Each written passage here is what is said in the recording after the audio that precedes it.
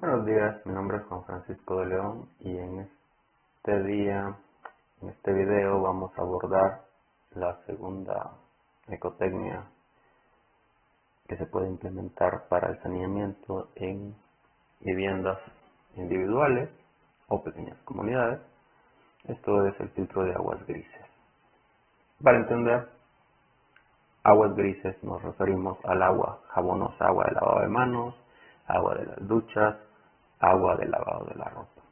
Si tenemos en casa un sistema de drenaje separado, donde por un lado circulan las aguas con excretos y por otro lado circulan las aguas jabonosas, a esto se le conoce como separación de flujos, entonces es posible instalar un filtro de aguas grises, que es una de las modalidades para tratar las aguas grises. Hay otras 2 o 3, pero eso es motivo quizá de un diplomado o de un taller un poco más extenso. Aquí simplemente vamos a abordar el uso de un filtro de aguas grises, que en esencia es un humedal pequeño. ¿Cuánta área necesitamos para este tipo de biofiltros?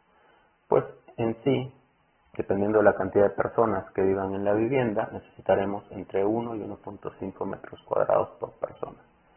Entre más frío el lugar, más área se requerirá. Es decir que, básicamente, cada uno de estos filtros puede diseñarse de 80 a 100 litros diarios. Entonces, verán que en muchos lugares pues hacen pequeñas jardineras o se entierran pequeños contenedores de agua, plásticos cortados a la mitad, y eso ya te da el volumen para poder tratar las aguas grises desde los lavados de manos, sobre todo. Entonces son muy útiles, por ejemplo, para tratar el agua de lavado de manos de las escuelas, y de ahí poder vincular un proceso productivo con un huerto dentro de las propias escuelas. Se recomienda mucho, la inversión es pequeña, el área es pequeña y así reusamos el agua y los nutrientes. No hay que olvidar que el jabón pues posee fósforo y el fósforo es útil para las plantas, para su crecimiento como abono. ¿Cómo se ve el esquema constructivo? Pues en planta se vería así. Si está conectado a una tarja o lavado de trastos, es importante incorporar un componente de pretratamiento que separe las grasas, conocido usualmente como trampa de grasas, y de ahí ya iría hacia lo que es el filtro principal, que es un filtro de materiales graduados, una zanja impermeabilizada que se rellena con gravas de distintos tamaños, y ahí se plantan distintas plantas de pantano. Pueden ser alcatraces, pueden ser junco, pueden ser carrizos y otros. Aquí en estas imágenes, que son de cerrar transformación, se pueden ver distintos aspectos de cómo se puede impermeabilizar. Estos son filtros jardineras hechos en excavaciones o con ladrillo, impermeabilizados con concreto lanzado o parcialmente con aditivo, o también geomembrana. Donde hay un suelo muy impermeable como arcilla, normalmente no hay necesidad de material impermeabilizante, simplemente se tendría que compactar adecuadamente la arcilla. ¿Qué se puede hacer con esta agua una vez tratada? Bueno, pues se puede irrigar usando una bomba a un riego por goteo para producir hortalizas u otros vegetales que requieran agua. Podemos usar también un registro con tubo flexible que nos permita descargar un volumen X de agua y este vaya a distintos frutales con una manguera que podemos ir regando, o también podríamos descargarlo manualmente con una cubeta. Este es un ejemplo de una planta de tratamiento para aguas grises que instalamos con Fundación UNAM y el equipo de ANSYS en la localidad de Tiscao, en la Trinitaria. Lo instalamos para el lavadero comunitario, el cual da aproximadamente servicio a 60 a 70 familias todos los días.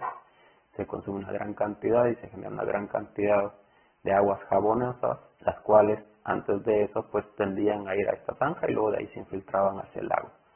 Por el tipo de terreno que ya dijimos que es muy poroso, pues la contaminación tiende a llegar a los mantos de agua. Se tarda más que si lo fuera directamente, claro, pero tiende a llegar. Entonces, para evitar esto, pues instalamos aquí un sistema de drenaje para interceptar toda el agua gris que llega, pasa luego a estos biofiltros bastante más grandes y el agua ya tratada se recolecta y se descarga, ya clara para usos en paisajismo y en otras cosas. Se ha recomendado que se use para vegetales y todo, pero pues es un área comunitaria, todavía no se han decidido por ese aspecto, sin embargo ahí está la propuesta.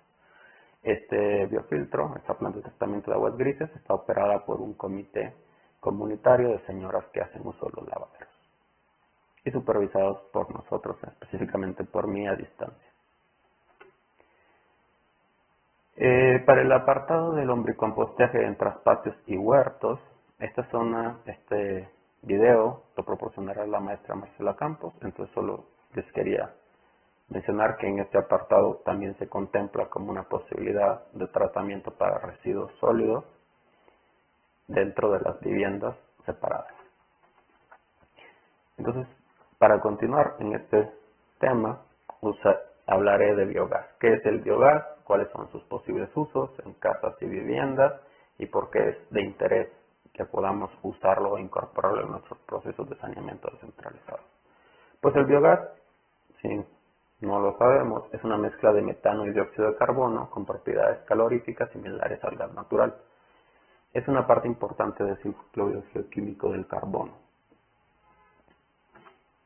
Se origina debido a la actividad bacteriana en un proceso de biodegradación de materia orgánica en condiciones anaerobias, que quiere decir sin aire. Entonces, nosotros, la materia orgánica, sean excretas animales, humanas, basura, al ser arrastrada con agua, lo metemos en un contenedor donde no le entra el aire y de ahí, por un proceso natural, se va a generar un gas que podemos usar para calefacción, para cocinar en la vivienda, para iluminar incluso hay ya aparatos que funcionan con biogás, como son licuadoras, hieleras, frigoríficos, etcétera. Ya hay la adecuación, de hecho China ya exporta muchos de esos electrodomésticos, solo que en vez de consumir electricidad consumen biogás. Entonces es una factibilidad. El biogás, como bien he dicho, está compuesto de metano de un 50-75%, dióxido de carbono de 25 a 50%, hidrógeno de 5 a 10, nitrógeno de 1 a 2 y algunas otras trazas de ácido sulfídrico, que son precisamente lo que corroe las tuberías y que tendemos en el proceso de instalación de procesos de biogás, tendemos a retirarlo para que no nos dañe la instalación. Entonces lo que nos importa, ¿no?, que es el metano realmente, es eso de lo que vamos a quemar y el valor calorífico es de cerca de 6 kWh por metro cúbico.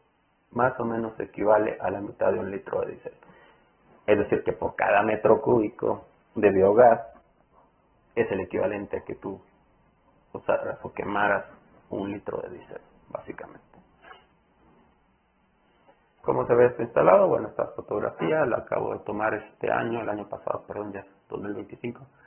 En 2024, trabajando con Fondo para la Paz en la zona de Calakmul, visitamos una granja de cerdos operada por comités comunitarios de esa zona y ellos tienen instalado un biodigestor de bolsa o flexible, el cual recupera todas las excretas del lavado de los corrales de los cerdos, aproximadamente 20 animales.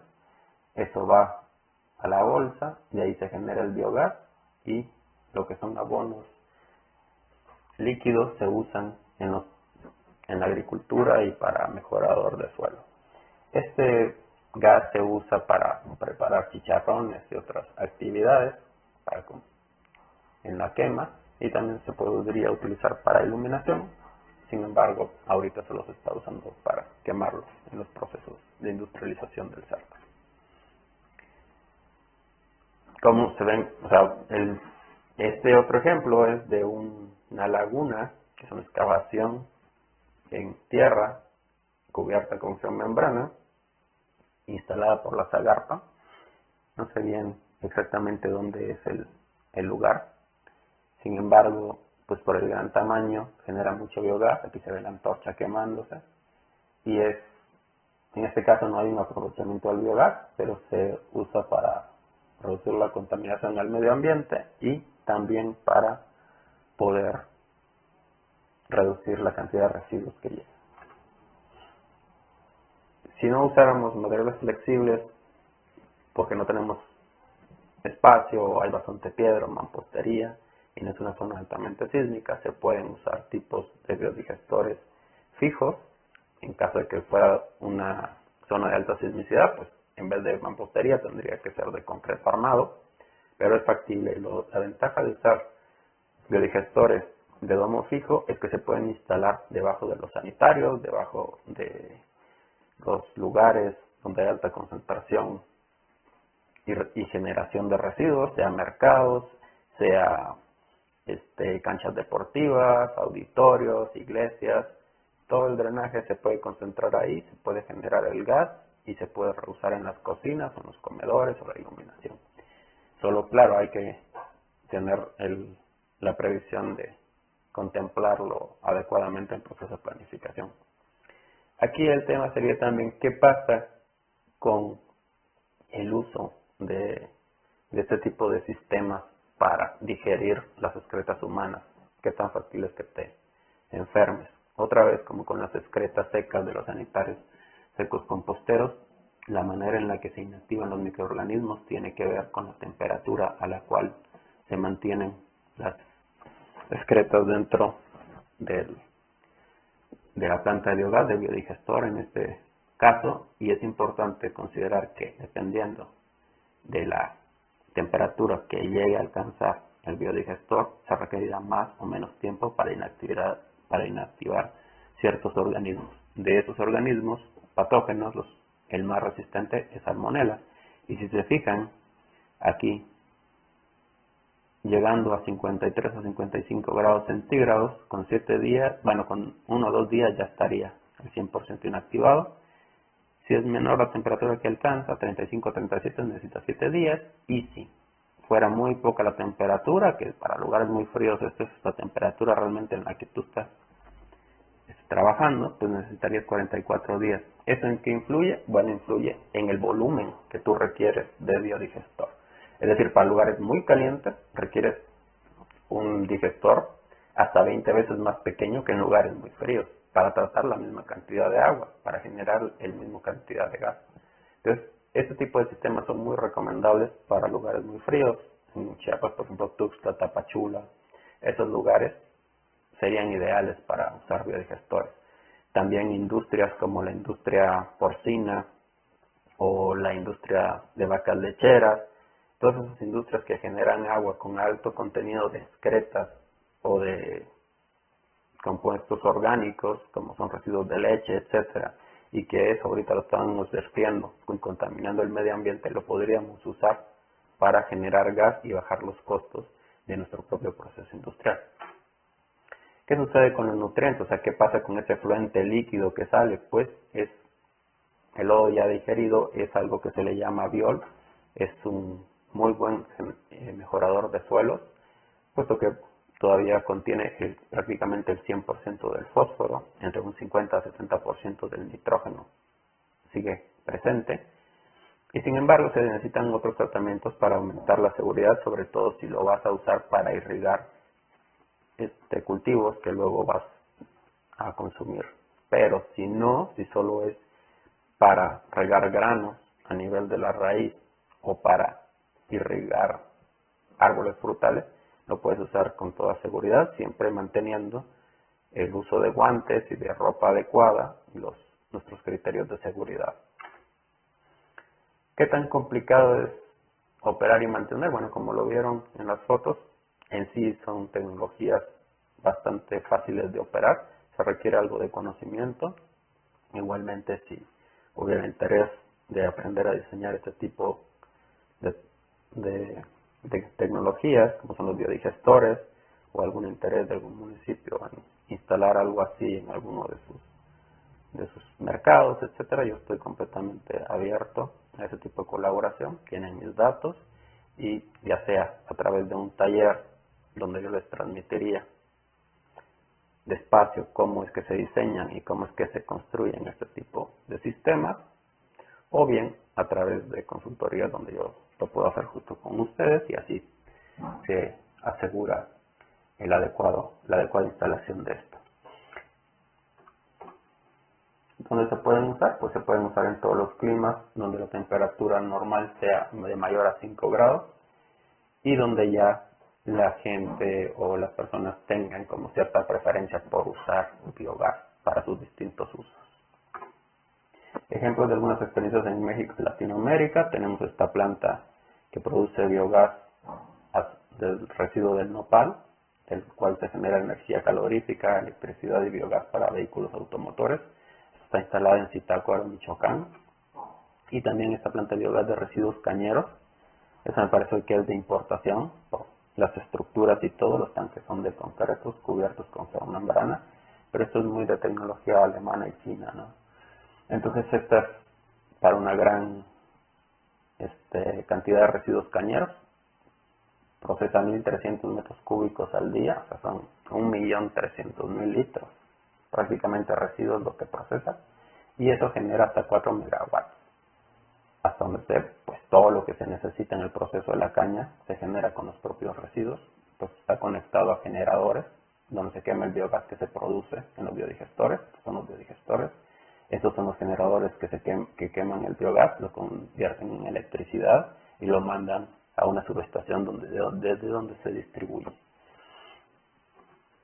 Bueno, pues por mi parte sería todo en este video. En el siguiente ya abordaremos la parte de cómo abordar la parte de saneamiento a escala barrial o pequeñas comunidades cuando se trate de sistemas de arrastre, es decir, drenaje y alcantarillado. Muchas gracias por su tiempo.